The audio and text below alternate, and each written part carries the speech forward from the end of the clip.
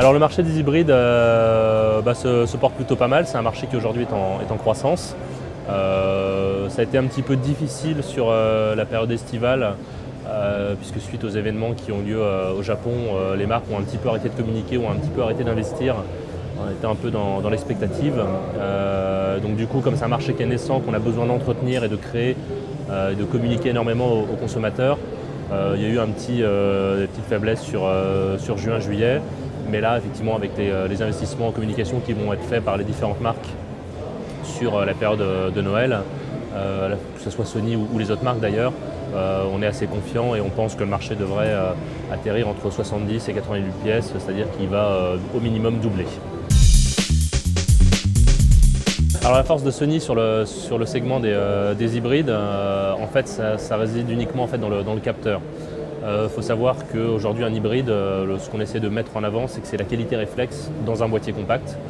Et pour utiliser la qualité réflexe, on a choisi d'utiliser des composants de réflexe, et au premier rang desquels le capteur, qui est un grand capteur en termes de surface, qui fait 24 par 17 mm, ce qui est 16 fois plus grand qu'un capteur de compact. Et en fait, c'est cet élément-là qui nous permet aujourd'hui d'affirmer que c'est la qualité réflexe. Et c'est vraiment ça qui nous différencie, parce que sur le marché, on a certains concurrents qui ont fait des choix sur des capteurs un petit peu plus petits,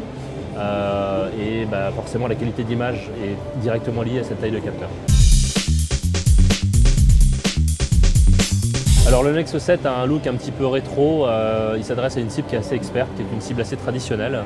et qui est assez sensible à retrouver dans des appareils modernes des looks un petit peu anciens. C'est des choses qu'on voit sur le marché depuis quelques années, et c'est vrai que ça permet de toucher une cible qui est assez sensible non seulement aux spécificités du produit, mais à son aspect et à son côté assez rassurant, et qui s'inscrit dans une droite ligne d'histoire de la photographie. On prévoit des promos sur la fin d'année pour la distribution, au premier rang desquels on va avoir un cashback sur les deux modèles entrée de gamme hybrides, un cashback de 50 € qui va s'étaler sur toute la période de Noël, qui va s'accompagner ensuite d'un plan média assez puissant de communication télé, affichage, magazine, donc voilà une grosse présence de la marque sur Noël. Alors sur ce marché de l'hybride qui est assez dynamique, Sony se porte assez bien, puisque depuis qu'on est arrivé maintenant il y a 15 mois sur les hybrides, Sony est leader incontesté chaque mois sur ce marché. Donc on a pris vraiment une place très forte qu'on va défendre sur les mois à venir.